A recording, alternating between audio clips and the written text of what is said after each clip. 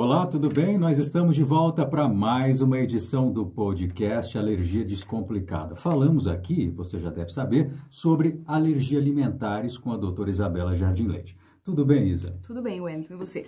Maravilha! Você sabe, a gente começa aqui comentando algumas matérias que saem na imprensa e depois a gente vai fazendo perguntas. Você também pode enviar as suas para o Instagram da doutora Isa, que é o... @Isabela_CoachNutriza. Muito bem. A primeira matéria que eu selecionei aqui, Isa, é para a gente falar sobre multialergias, pessoas multialérgicas, né? Então tem uma matéria da RTP de Portugal falando, tem um filho multialérgico, um menino se chama Simão, tem 72 alergias alimentares. E a mãe dele fala que o menino tem 9 meses, né? Já foi diagnosticada até agora, já foram identificadas 72 alergias, algumas das quais muito severas e que, claro, colocaram a vida dele em risco. Ele já teve vários choques anafiláticos, mais do que ele teve meses de vida, do que ele tem meses de vida, e também teve uma parada cardíaca. E a mãe acabou criando, justamente por isso, né, pela falta de informações que a gente fala aqui, ela criou um projeto para dar apoio às famílias que têm crianças alérgicas. E ela segue dizendo que ele ficava com falta de ar, os pezinhos inchados, muito vômito, diarreia, sangue nas fezes, e começou a perceber que o menino tinha problema com as proteínas de leite de vaca, que ele não podia tocar, até não podia tocar em alguns alimentos, né? Leites, carnes variadas, algo que eu nunca tinha ouvido falar, que é alergia à carne, né? É bem raro mesmo. Gelatina, pão, sorvete, brinquedos, então ele tem diversas restrições de impor a mão em brinquedos, em alguns brinquedos. Detergentes, pastas de dentes, meu Deus do céu. Então ela falando aqui que o leite, um leite específico que ela tem que comprar para ele, uma lata, custa 40 euros e dura 3 dias. Nossa. Então ela gastava só de leite o que ela gastava de aluguel, 400 euros por mês. E aí ela vai contando todas as dificuldades, não é, que ela passa com o menino e tudo mais. Então é evidente, né, um problema dificílimo que ela deve passar e que bom que ela resolveu dividir isso com mais mães, ajudar Sim. mais mães lá em Portugal. Falando aqui da gente, né, como é que funciona, né, a vida de uma mãe que tem um bebê ou uma criança multialérgica, Isa? Como é que você já viu casos? Como é que isso acontece? Sim, a gente chama de multialérgico quando apresenta 2 alergias ou mais, né, ao mesmo tempo. Porque a gente já comentou muito aqui sobre alergias específicas, né? Então, quando a pessoa apresenta uma alergia, não significa que ela vai ter alergia a outra, porque a gente já falou em outros episódios de listas de alimentos potencialmente alergênicos e tal. Mas a gente também fala sempre sobre a questão da sensibilidade individual, né? Que tem as pessoas que são muito sensíveis e as que não são menos. Normalmente, as crianças, né, ou as pessoas que são multialérgicos, ou seja, que apresentam alergia a 2 ou mais, muito mais, né, como nesse caso que você leu aí, que até agora tinham sido identificadas 72 alergias, são pessoas que são mais sensíveis ainda, a ponto delas desenvolverem sensibilidade não só a 1 ou 2 alimentos, né, ou tipos de proteína, elas têm alergia a vários, justamente por ter uma sensibilidade maior. E aí, quanto mais aumentada é essa sensibilidade, aí vão aumentando as restrições, né, não só alimentares, mas, por exemplo, como nesse caso que você usou como exemplo, não pode nem encostar em alimentos que tem aquela substância, porque não pode nem traços, né?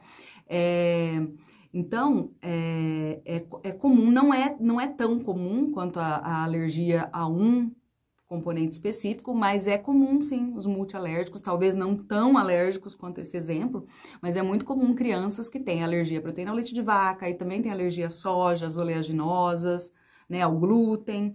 Então, muitas vezes acaba tendo que tirar todos esses alimentos. E E no caso da alimentação infantil, ela já é um desafio por si só, mesmo quando a criança não tem alergia, né? Aí quando ela apresenta uma alergia, é um desafio a mais. Quando é multialérgico, mais ainda, né? E como eu sempre falo, no caso das crianças, tem que haver um envolvimento de toda a família, né? Ainda mais se for uma criança assim tão sensível, que pode correr risco de vida até dela encostar no alimento. Então, você não quer correr esse risco e ter esse alimento em casa. Então, o desafio é muito grande, realmente, né? E no caso dessa mãe, ela tem ainda, a criança é tão alérgica que ela precisa até de um leite específico. Não é toda criança que tem, ainda que seja multialérgico, que precisa de um leite caro específico, né? Muitas vezes pode só trocar por um leite que não tenha a proteína leite de vaca, por exemplo, né? Então, não precisa necessariamente ser assim, mas a gente viu, até pela reportagem, que até casos assim, bem complicados existem também. E aí, quanto mais alergias associadas a criança apresenta, maior é o desafio, com certeza, né? Normalmente precisa, assim, de um acompanhamento multidisciplinar, né? Não é só um alergista, não é só uma nutricionista, normalmente são vários médicos, vários profissionais, né, cuidando da criança, porque essa criança multialérgica, né, especialmente essa daí do exemplo, a gente precisa, ela vai precisar não só de uma dieta muito rígida, mas ela provavelmente precisa também de medicamentos à mão para possíveis crises ou coisas do tipo, né? E é sempre um desafio, né? Eu acredito assim que a maioria das mães de multialérgicos elas acabam aprendendo, né, fazer coisas. Eu tenho 2 mães que eu acompanho que têm crianças multialérgicas. Uma delas é uma amiga, não é só minha paciente, mas é minha amiga. E a gente percebe, né, até pelo Instagram dela e tudo mais, que ela tá sempre tentando fazer receitas novas e tal. E é um desafio fazer principalmente aqueles alimentos que criança gosta, né? A gente já comentou aqui coisas de festa infantil, fazer um pão de queijo, por exemplo. Como é que você faz um pão de queijo sem queijo se a criança tem alergia ao leite de vaca, né? E aí ela inventa mil receitas e 1000 formas de tentar trazer o máximo possível a alimentação da criança, o mais próximo possível, né, do que seria uma alimentação normal. Mas, de fato, é um grande desafio, é complicado. E como a gente sempre comenta também, falta informação, né? Então, você imagina uma mãe, nós estamos falando de uma mãe em Portugal, que provavelmente tem mais acesso do que as mães brasileiras, né? Estou falando de um modo geral, claro. Mas imagine uma mãe brasileira que, de repente, não tem acesso a isso tudo e ainda tem uma criança multialérgica, o tamanho que não é o desafio. A gente estava falando no episódio passado, ou retrasado, eu não me lembro, sobre a alergia a glúten, e você dizia, né, como o glúten é versátil na cozinha, sim, por ele apresentar mais essa elasticidade, e aí o bolo fica mais fofinho, sim, fica mais apresentável, e aí a gente, por experiência, né, você vai comprar um bolo de farinha, de outra farinha, que não seja farinha de trigo, ele já fica mais seco, então sim, fica meio achatadinho, embatumado, que a gente fala, né? Ele fica mais, algumas pessoas falam solado, embatumado, ele fica com aquela cara não tão, né, agradável. Tanto é que até se você for pensar, por exemplo, num bolo de fubá, que é tão comum, né, na nossa cultura, na receita de bolo de fubá, quem faz bolo sabe do que eu tô falando, não vai só fubá. A gente coloca um pouco de farinha de trigo, quando a pessoa não é alérgica, claro, né? Tô falando da receita comum. Coloca um pouco da farinha de trigo, porque se você colocar só fubá, ele tem essa tendência, né, a ficar mais solado, mais... Então, tudo, pão integral, vai fazer um pão integral, tá certo que o pão integral também é com o trigo, mas só dele ser integral já muda também essa elasticidade. Então, a gente coloca um pouco da farinha comum. Então, de fato, é complicado, porque a apresentação do prato, principalmente para criança, é um desafio também, né? Porque criança tem muito essa coisa lúdica, né? De gostar das coisas coloridinhas, das coisas com formato de bichinho e por aí vai. Então, além do desafio de você conseguir fazer um alimento que seja gostoso e que ela possa comer, né? Que não tenha os ingredientes aí que causam alergia, você ainda tem que se virar nos 30 para fazer uma coisa apresentável para ela, né? Porque a criança tem essa coisa da imagem, né, de gostar do colorido. Às vezes a criança escolhe alguma coisa que ela quer comer, quem tem criança sabe, às vezes ela escolhe pela cor. Eu quero rosa, eu quero azul, né? Então não tá pensando necessariamente no sabor ou no ingrediente. Então tem um desafio a mais ainda, né, quando é criança. E se o amiguinho estiver comendo, né? Se o amiguinho estiver comendo, quer também, né? Ah, eu quero o azul. Não, mas o azul não pode, porque o azul tem tal ingrediente. Não, mas todo mundo come o azul, né? Todo mundo tá comendo desse. Então, é de fato um desafio bem grande. A próxima pergunta, ou melhor, a próxima matéria que eu selecionei aqui é do G1, falando que a alergia ao leite de vaca pode ser confundida com outras doenças. Então, falando que aproximadamente metade dos diagnósticos é exagero, segundo um especialista que eles entrevistaram. O leite, para esse especialista, era a principal fonte de cálcio, proteína e vitamina A para crianças. Enfim, né? Quem não gosta de leite de vaca, ou, por exemplo, pessoas que têm experiência com veganismo, por exemplo, poderia falar que esse médico estaria fazendo propaganda, mas não vamos entrar nesse assunto. Só quero dizer aqui, destacar, né, o que ele está falando. As reações alérgicas podem começar desde os primeiros meses com sintomas gastrointestinais, a partir dos 6 meses de idade, quando a criança passa a variar o cardápio. E a alergia ao leite de vaca pode ser confundida com dermatite atópica, asma e até rinite. No Brasil, poucos lugares, segundo ele, oferecem testes de provocação oral fundamental para confirmar ou não a alergia. E ele diz que o tratamento é a dessensibilização. Enfim, o que a gente sabe hoje sobre alergia de vaca, alergia ao leite de vaca?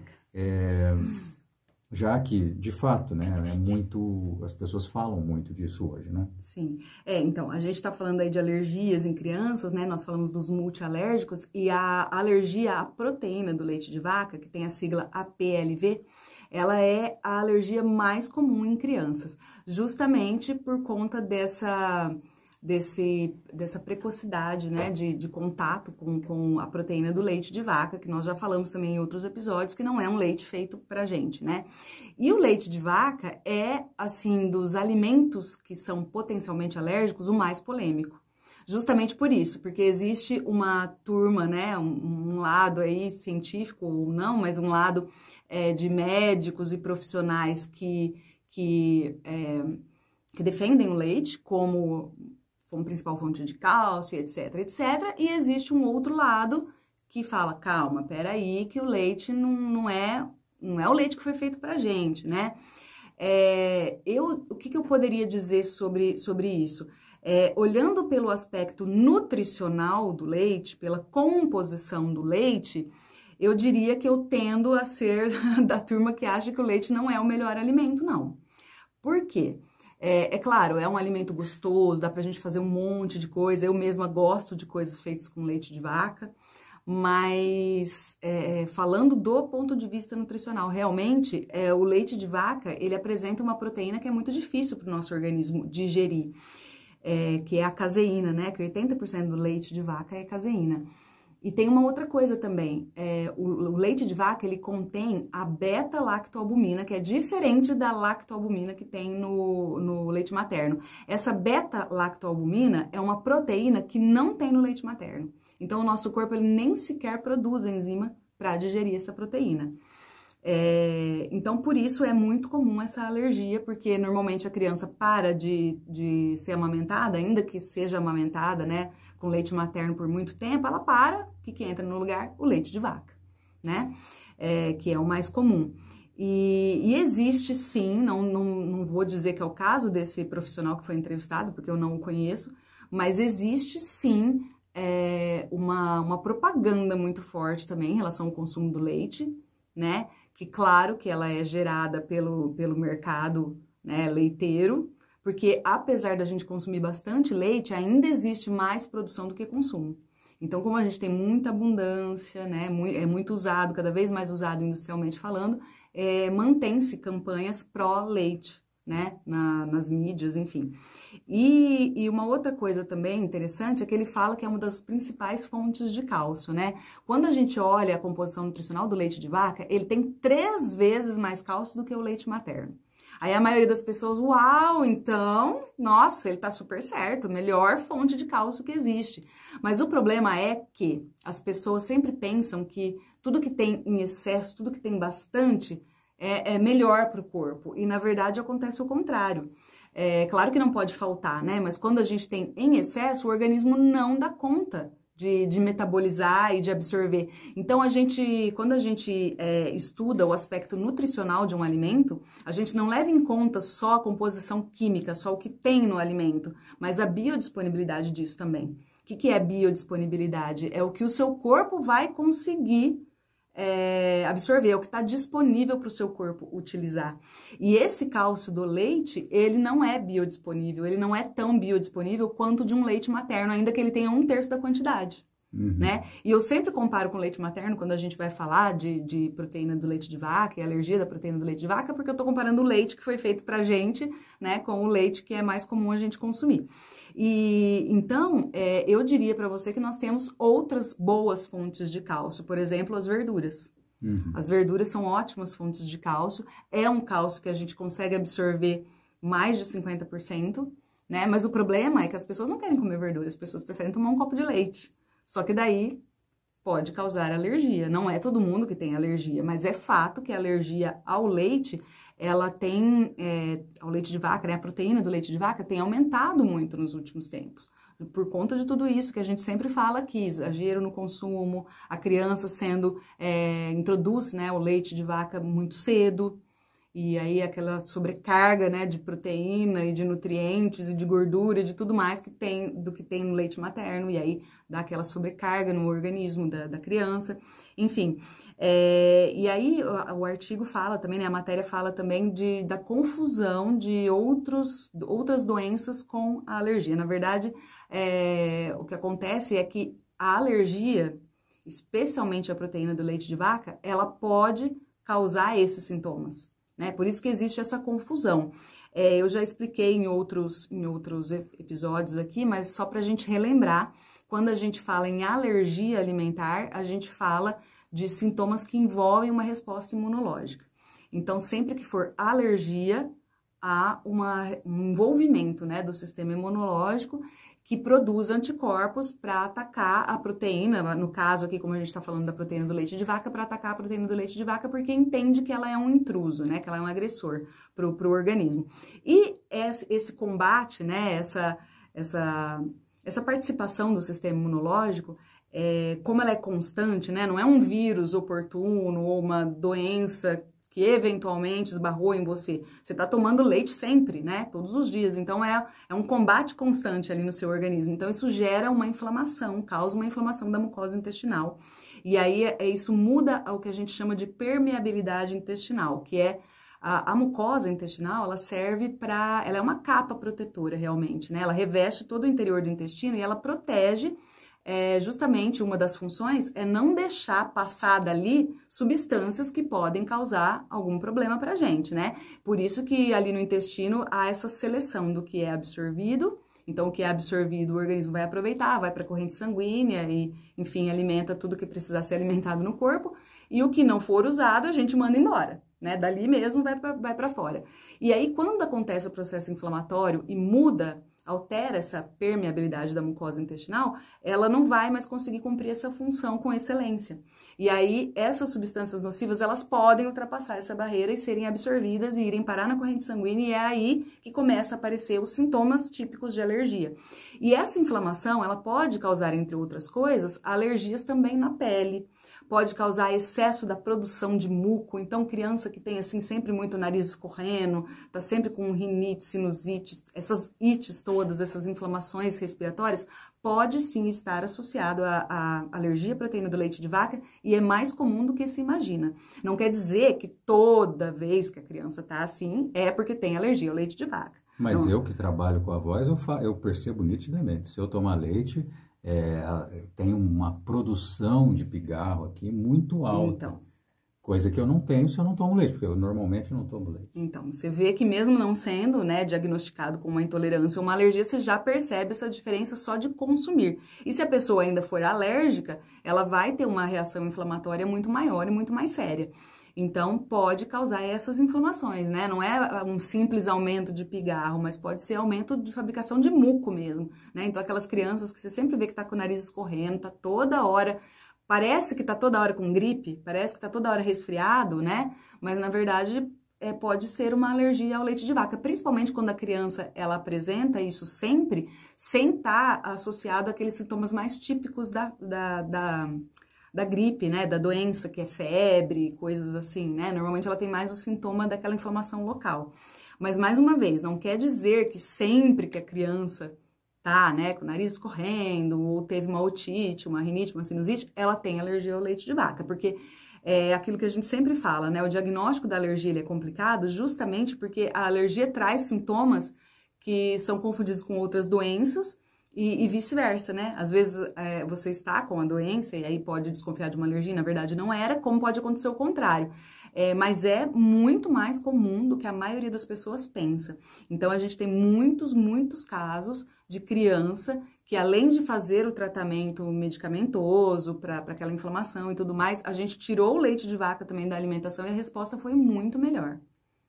Isa, não tem um medicamento que as pessoas tomam? Não é um medicamento, é um tipo de um complemento para ajudar no funcionamento do estômago, não me lembro agora como é o nome, que as pessoas a lactase? usam. Lactase, exatamente. Lactase. Em que casos se usam isso? Então, a lactase é a enzima responsável por digerir a lactose. A lactose, ela é o açúcar do leite. Então, quando a gente fala de alergia, além dela envolver o sistema imunológico, a alergia normalmente está relacionada com a proteína do alimento. Então, quem tem alergia ao leite de vaca, ela tem alergia à proteína do leite de vaca, por isso que é a PLV. Então, a lactase, ela pode ser usada como tratamento para intolerância, porque a intolerância ao leite é que normalmente está relacionada com a lactose. Porque a lactose, ela não é a proteína, ela é o açúcar. E aí, normalmente, quando acontece a intolerância à lactose, é porque a pessoa ou deixou de produzir, né, não produz a lactase, ou ela produz uma quantidade pequena, ou ela exagera tanto, né, na quantidade que ela ingere, que a quantidade, ainda que seja o que seria considerado normal, né, de produção de lactase, ela não está dando conta. Então, aí a pessoa, através de um diagnóstico que for comprovado que ela tem uma intolerância à lactose e não uma alergia ao leite, aí sim, ela pode usar a enzima, ela pode tomar a enzima, a lactase, e depois tomar o leite, que daí ela vai digerir e não vai causar intolerância, né? Mas a lactase, que é a enzima, é só em casos de intolerância. No caso da alergia, ela até pode ajudar também, porque muitas vezes a pessoa apresenta as duas coisas, né? Ela tem alergia do leite e também tem intolerância à lactose, o que também não é raro de acontecer. Até porque a intolerância à lactose é uma coisa muito comum, principalmente em nós adultos, que teoricamente não deveríamos mais tomar leite, né? Porque a gente já desmamou faz tempo. Então que a gente para de produzir. A gente diminui, pelo menos a gente diminui. Parar não é todo mundo que para, não, porque a gente continua tomando, então o organismo continua produzindo. Mas a gente diminui a produção, conforme faz até parte, é uma parte natural do processo de envelhecimento, né? Então, a gente vai diminuindo, na verdade, a produção de praticamente todas as enzimas, conforme a gente vai envelhecendo, né? Por isso que a pessoa com mais idade tem vários problemas digestivos e tudo mais. E a lactase é uma delas, né? Então, é muito comum. E principalmente porque, a gente já falou várias vezes isso também, a gente exagera muito no consumo, a gente consome uma quantidade maior de derivados, principalmente derivados e escondidos, né, nas comidas prontas e nas receitas. Então, acaba sendo uma quantidade muito grande de lactose para o organismo digerir. Então, é muito comum a pessoa ter intolerância à lactose, mas pode acontecer as duas coisas. E o processo digestivo também pode influenciar o processo alérgico. Embora a alergia envolva sempre uma resposta imunológica, é claro que se você melhorar a digestão, ainda que não seja uma cura, vamos dizer assim, para a alergia, você melhora, claro, você diminui as chances da pessoa ter sintomas mais sérios dessa alergia, né? Legal. Então... agora, fazendo as perguntas, queria que você fizesse uma reflexão sobre essa moda, enfim, esses hábitos que estão sendo adquiridos agora pelas pessoas, de práticas que vão do vegetarianismo até o vegetarianismo estrito. Porque eu percebi, eu já fui vegano uma época, uma coisa que eu não consegui fazer por muito tempo, mas que havia uma similaridade entre os cardápios, apesar do vegano, por exemplo, usar farinha, né, de trigo e tal. Queria que você falasse um pouco disso, porque me parece que os públicos acabam se juntando em alguns produtos ou vídeos do YouTube que ensinam, por exemplo, a combinar as farinhas para suprir a falta de alguma coisa, enfim. Você fala uma similaridade dos públicos por conta dos ingredientes, né? Você fala que são parecidos. Exatamente. É porque a pessoa vegetariana, especialmente o vegano, né? Que é o vegetariano mais estrito, não consome nada que seja de origem animal. E a gente tem como potenciais alimentos alergênicos os de origem animal, né? Então, a proteína do leite de vaca, a ovos, né? Então, o vegano, as receitas veganas acabam não levando esses ingredientes. Então, muitas vezes pode ser aproveitada a receita do vegano, pode ser aproveitada para pessoa que também tem alergia ao ovo, ao leite. Agora, você comentou do glúten, né? O vegano não necessariamente vai fazer uma refeição ou um prato que seja sem glúten, porque a farinha de trigo não é de origem animal, né? A farinha de trigo, a aveia e tudo mais. Mas pode acontecer da pessoa ser vegana e alérgica ao glúten. E aí ela vai, claro, fazer um prato que é sem a farinha de trigo, e aí entra essas experiências aí,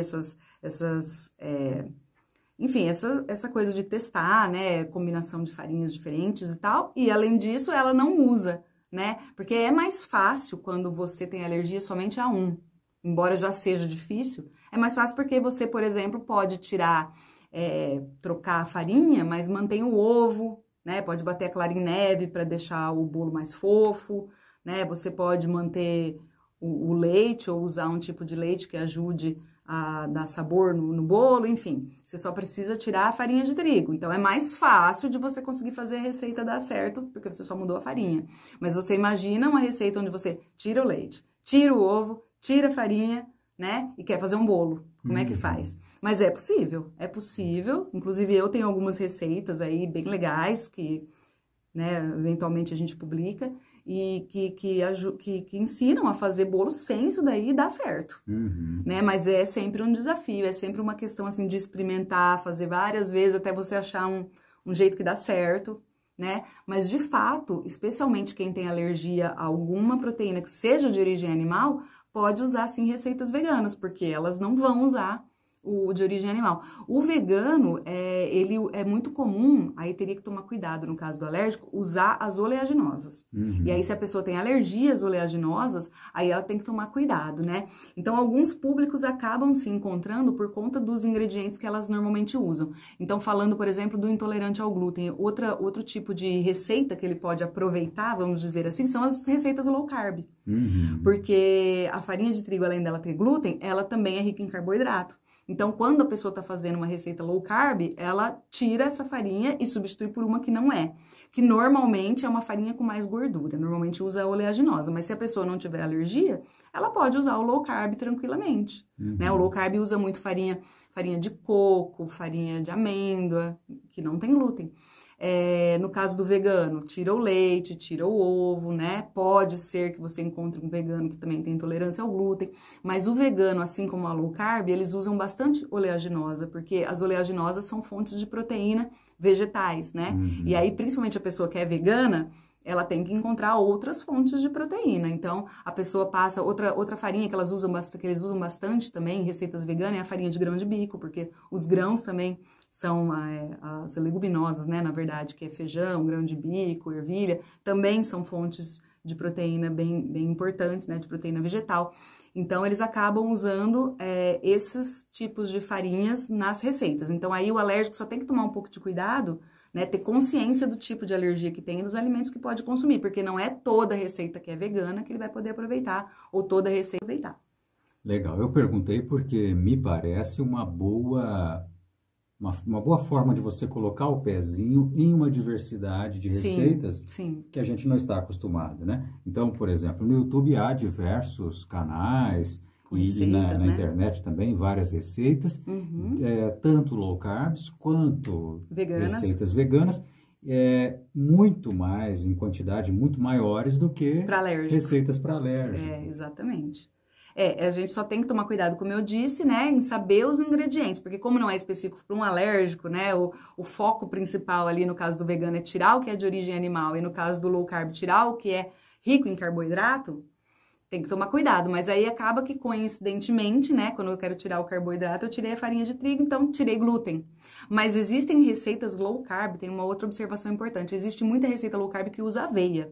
Embora a aveia não seja low carb, como ela tem bastante fibra e tal, dependendo da quantidade que for usada, pode ser utilizada num prato, né, numa preparação low carb. Então aí tem que tomar cuidado também, porque a aveia é low carb, mas tem glúten.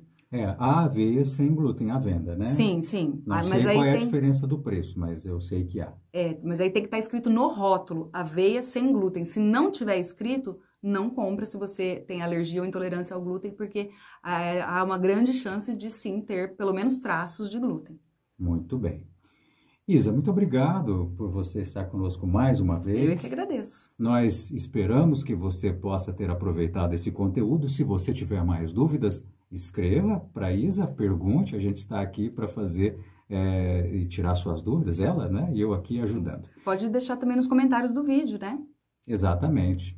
Pode comentar no vídeo que eu respondo sempre que possível, eu respondo. E claro, compartilhe com quem você conhecer. Isso. Nós voltamos na próxima semana com mais uma edição do podcast Alergia Descomplicada.